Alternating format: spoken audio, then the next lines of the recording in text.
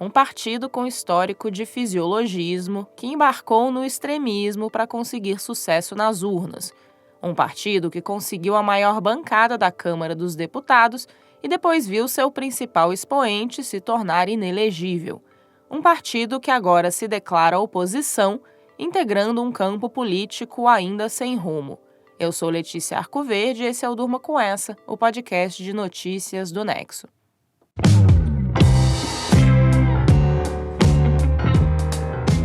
Olá, eu sou a Aline Pellegrini e estou aqui com a Letícia para apresentar esse podcast que vai ao ar todo começo de noite, de segunda a sexta, sempre com notícias instigantes que podem continuar a ecoar por aí.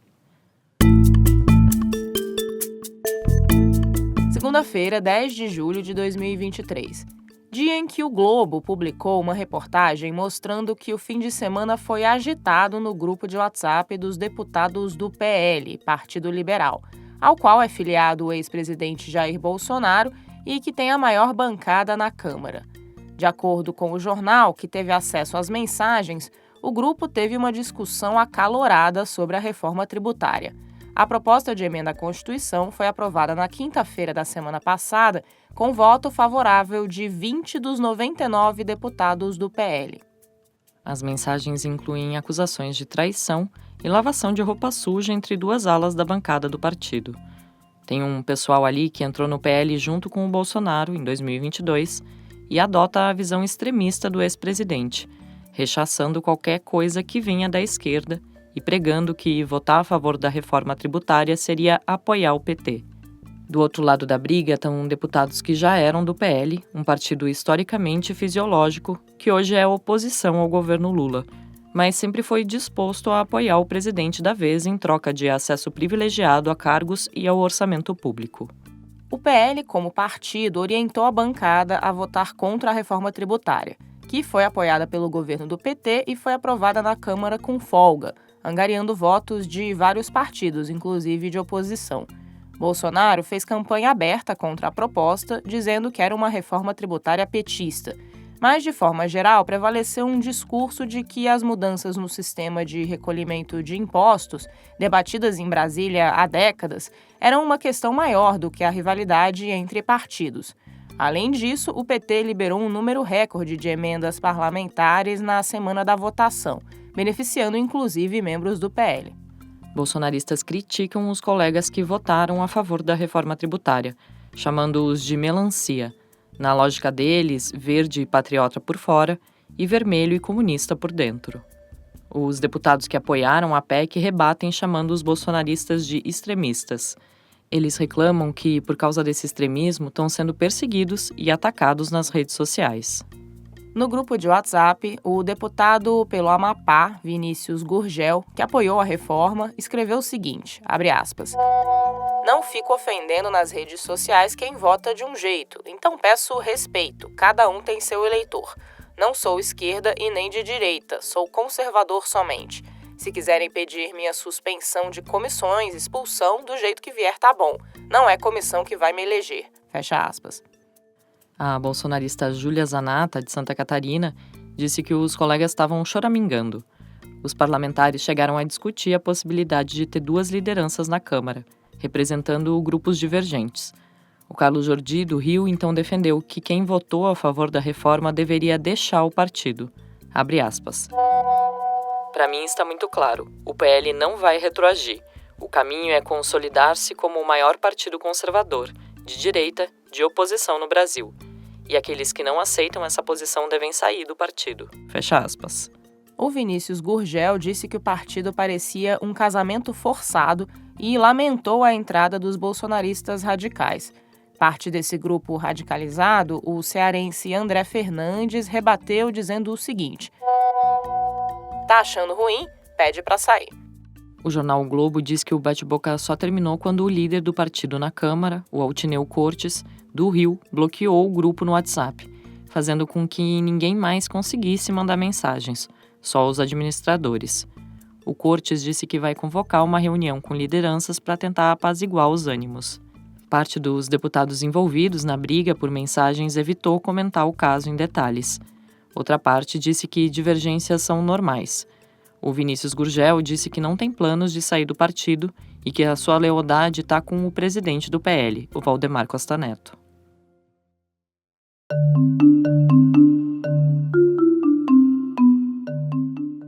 A versão inicial do PL, o Partido Liberal, surgiu em 1985, no contexto da redemocratização, se definindo como seguidor da doutrina liberal na economia. Em 1989, o então deputado Guilherme Afife Domingos foi o candidato do PL à presidência. No segundo turno, a legenda apoiou Fernando Collor contra Luiz Inácio Lula da Silva. Depois, em 92, deputados do PL votaram a favor do impeachment do Collor. Durante o governo Fernando Henrique Cardoso, a direção do PL descartou dar apoio automático ao Tucano, mas votou junto com o governo em temas relevantes, apesar de ter demonstrado algumas divisões internas. Em seus diários transformados em livro, o FHC chamou o partido liderado por Valdemar Costa Neto de um bando que, segundo ele, fazia pressão chantageadora para conseguir verbas e cargos. Foi nas eleições de 2002 que o partido deu um salto, quando emplacou o empresário José Alencar como vice de Lula. Aí, no primeiro mandato do petista, em 2005, veio o escândalo do Mensalão, que terminou com o PT condenado por pagar aliados para que eles votassem a favor do governo. Em 2006, o PL se fundiu com o PRONA, o partido do Enéas Carneiro, e passou a se chamar PR, Partido da República. Nesse mesmo ano, o José Alencar continuou na chapa do Lula, que foi reeleita, mas já em outro partido.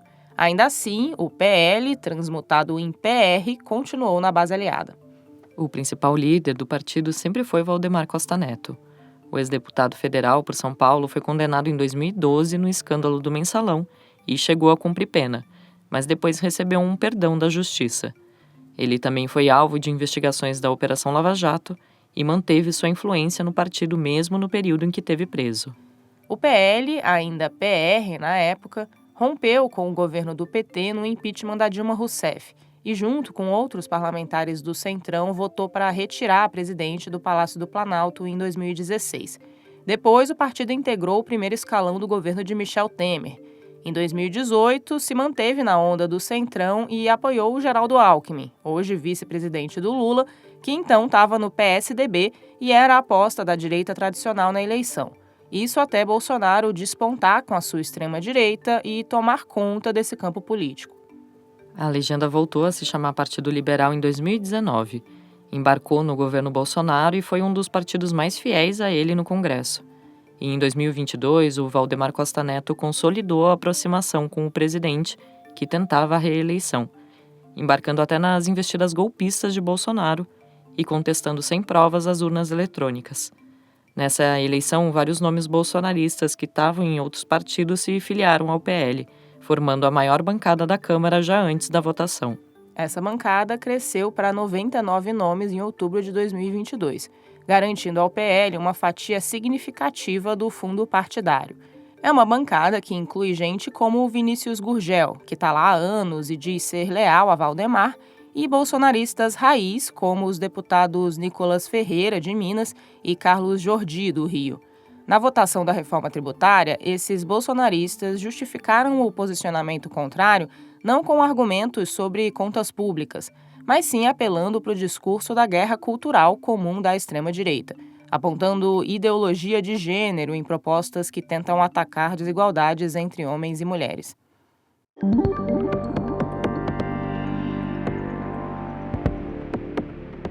A disputa dentro do PL reflete em parte os dilemas da direita, agora que Jair Bolsonaro foi proibido pelo Tribunal Superior Eleitoral a se candidatar pelo menos até 2030. A aprovação da reforma tributária representou uma vitória não só para o governo Lula, mas também para nomes da direita, como o presidente da Câmara Arthur Lira, do Progressistas de Alagoas e líder do Centrão, e para Tarcísio de Freitas, o governador de São Paulo pelo Republicanos e ex-ministro de Bolsonaro. Ele contrariou o ex-presidente e chegou a ficar ao lado do ministro da Fazenda, Fernando Haddad, para defender a proposta. Tarcísio é visto como um dos potenciais sucessores a receber o voto da direita agora que Bolsonaro está inelegível, junto com o governador mineiro Romeu Zema, do Partido Novo. Com a implosão do PSDB, que antes do bolsonarismo dominava esse campo político, a principal dúvida é se o discurso que vai colar mais com o eleitorado é o extremismo antidemocrático do ex-presidente ou uma visão mais moderada e similar à que dominou a política nacional durante décadas. A reforma tributária recebeu apoio de vários setores da sociedade alinhados à direita e à doutrina liberal que o PL carrega no nome. Esse foi o argumento usado pelo Tarcísio quando ele foi numa reunião da bancada do PL, em Brasília, na quinta-feira, horas antes da votação. Lá ele foi vaiado e interrompido pelo Bolsonaro. Nós não podemos perder a narrativa, eu acho que a direita não pode perder a narrativa de ser favorável a uma reforma tributária. Porque senão a reforma tributária acaba sendo aprovada e quem aprovou? Mas se for povo, nós vamos ficar do lado da narrativa. Não tem voto. Gente, não deixou o governador falar. A grande questão é construir um bom texto. Pessoal, se o PL estiver unido, não aprova nada. Isso aí, presidente. Boa, presidente. Vale destacar que o PL só orientou o voto contra a reforma tributária, mas não fechou questão contra o projeto.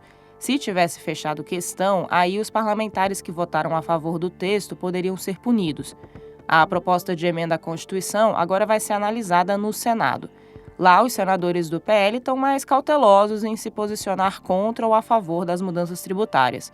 O líder do partido no Senado, Carlos Portinho, do Rio, falou que ninguém é contra a reforma tributária e disse que encomendou estudos sobre o texto que chegou da Câmara. Rogério Marinho, líder da oposição, que foi ministro de Bolsonaro, disse que é errado dizer que o PL é contra a reforma. Ele atribuiu à oposição na Câmara a falta de tempo para discutir o texto. Nomes de outros partidos de oposição e ligados ao bolsonarismo também dizem que ainda vão analisar o texto da reforma antes de decidir. A ex-ministra Damares Alves, do Republicanos, falou que a tendência é ela votar contra, mas que vai estudar a proposta. O ex-vice-presidente Hamilton Mourão chamou o texto de Frankenstein e disse que os senadores vão precisar fazer mudanças. O Ciro Nogueira, do PP, outro ex-ministro de Bolsonaro, escreveu que, abre aspas, democracia não é uma guerra entre inimigos, fecha aspas. Ou seja, é a política correndo como costuma correr, com interesses e forças em disputa, sem o alinhamento automático defendido pela extrema-direita de Bolsonaro, que considera que tudo que vem da esquerda é automaticamente ruim e parte de uma guerra cultural maior. Cientistas políticos ouvidos pelo Nexo sobre o futuro da direita dizem que a votação da reforma tributária foi uma derrota para Bolsonaro e que o ex-presidente tende agora a se isolar. Para a professora Márcia Dias, da Unirio, num cenário de melhora econômica como o atual, essas pautas bolsonaristas devem dar lugar à realidade política, com temas como a reforma tributária. O professor Carlos Mello, do INSPER, diz que fora do governo e se excluindo do debate econômico, a tendência é que o segmento bolsonarista vá perdendo a sua influência. Isso não quer dizer que Bolsonaro esteja totalmente fora do jogo. Ele continua trabalhando para o PL, assim como a sua esposa Michele, e, na opinião do partido, vai ser um cabo eleitoral importante nas eleições municipais de 2024. Além de ter apoiadores facilmente energizados nas redes sociais para defender suas visões e chamar quem não segue elas de comunista. Ou seja, para quem quer votos da direita, pode ser melhor ter Bolsonaro como amigo do que como inimigo. Sinal disso talvez tenha vindo do próprio Tarcísio de Freitas, que no domingo disse a jornalistas que fez as pazes com o ex-presidente e afirmou que sempre será leal ao seu antigo chefe.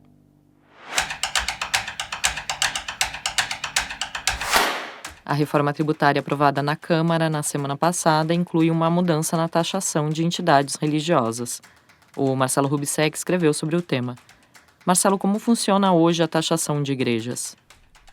Bom, a Constituição diz que a União, os estados e os municípios são proibidos de cobrar imposto sobre templos de qualquer culto. Só que tem alguns pagamentos que as igrejas têm que fazer, tá? Como a contribuição previdenciária de funcionários. Mas tudo isso quer dizer que as igrejas, essencialmente, elas têm imunidade tributária no país.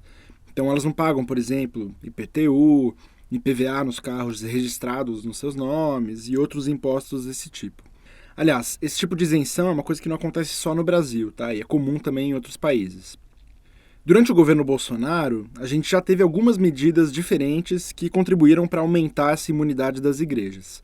Isso vai desde uma lei perdoando dívidas até uma medida da própria Receita Federal para isentar pastores da contribuição para a Previdência. Mas agora na reforma, a gente teve uma mudança que pode ampliar ainda mais esse quadro todo. E como pode ficar a partir do texto que está em discussão? Olha, a Constituição diz aquilo que eu falei, né? Que você não pode ter cobrança de imposto sobre templos de qualquer culto. A reforma tributária, sendo então uma proposta que altera a Constituição, muda esse trecho. Ela diz que não vai poder ter cobrança de impostos sobre entidades religiosas, templos de qualquer culto, incluindo suas organizações assistenciais e beneficentes. Então, na verdade, você está ampliando essa imunidade. E o jornal Valor Econômico ainda falou que essa redação meio genérica sobre entidades religiosas, né, pode abrir espaço para que qualquer organização ligada a igrejas fique isenta, incluindo não só hospitais e entidades de serviço social, mas também até rádios que transmitem cultos. A reforma ainda precisa passar pelo Senado, então vamos ver se esse trecho continua de pé no final disso tudo.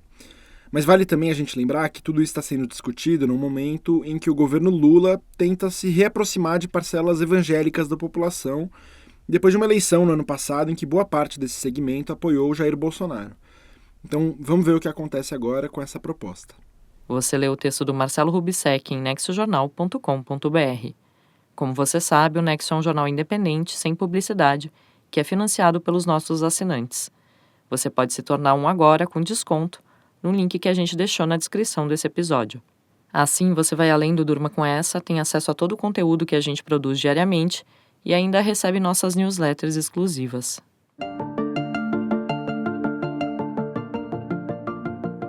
Dados de alertas de desmatamento no primeiro semestre de 2023 mostram uma queda importante na Amazônia, depois de anos de crescimento da devastação na floresta durante o governo Bolsonaro. Ao mesmo tempo, no Cerrado, os alertas aumentaram. Os dados foram coletados pelo INPE, o Instituto Nacional de Pesquisas Espaciais. E a Mariana Vick escreveu sobre o assunto na Ponto Futuro. Mariana, por que o desmatamento está caindo na Amazônia e crescendo no Cerrado? O desmatamento caiu na Amazônia por causa da retomada de políticas públicas de combate à atividade, como o PPCDAM, que é o Plano de Prevenção e Controle do Desmatamento da Amazônia, e da ação de órgãos ambientais como o IBAMA. A autarquia tinha perdido capacidade no governo de Jair Bolsonaro e em 2023 voltou a atuar de forma expressiva. Essa é a opinião tanto do Ministério do Meio Ambiente, que anunciou na quinta-feira os novos dados de desmatamento, quanto de ambientalistas da sociedade civil. Segundo dados do governo, os autos de infração de crimes ambientais cresceram 166% no primeiro semestre de 2023, na comparação com a média para o mesmo período nos 4 anos anteriores. Já as multas ambientais cresceram 167% e os embargos, que são as proibições para o uso de áreas desmatadas ilegalmente, 111%. Esse cenário não é o mesmo no Cerrado. Por quê? Segundo a Ana Alencar, que é diretora de ciência do Instituto de Pesquisa Ambiental da Amazônia, com quem eu conversei, é por causa das diferenças entre Amazônia e Cerrado na legislação ambiental brasileira. Quem tem uma propriedade rural no Cerrado pode desmatar uma área maior do que quem produz na Amazônia. E enquanto o desmatamento ilegal pode ser reprimido por órgãos como o IBAMA, como tem acontecido na Amazônia, o desmate legal não é atingido por esse tipo de ação. As ações atuais do governo, então, podem não estar fazendo diferença no Cerrado, onde existem mais chances de o desmatamento registrado pelo INPE ser permitido. O Ministério do Meio Ambiente diz que vai adotar novas medidas para lidar com esse cenário. No meu texto, eu mostrei algumas delas. O texto da Mariana você lê no nexojornal.com.br/Ponto Futuro. Das brigas internas do PL, passando pela taxação das igrejas no Brasil e terminando com o desmatamento na Amazônia e no Cerrado, durma com essa. Com roteiro de Letícia Arcoverde, edição de texto de Conrado Corsaletti e Aline Pellegrini, participação de Marcelo Rubissec e Mariana Vick e edição de áudio de Pedro Pastoriz, termina aqui mais um Durma com Essa. Até amanhã.